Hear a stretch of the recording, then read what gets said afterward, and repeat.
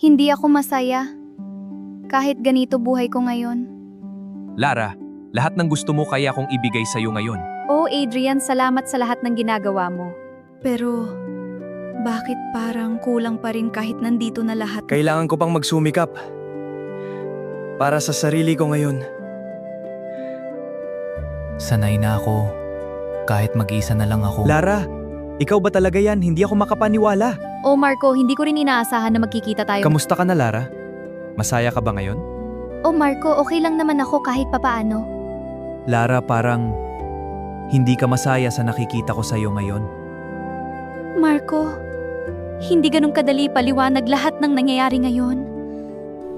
Lara, anong ginagawa mo dito kasama siya? Gusto ko lang makausap si Lara kahit sandali lang. Wala ka ng karapatan sa kanya simula ngayon. Tama na, please, wag na kayo magaway.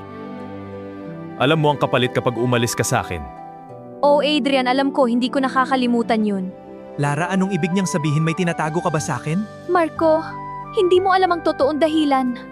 Ano ang dahilan ni Lara kung bakit hindi niya pwedeng iwanan si Adrian? Follow na para sa part 3.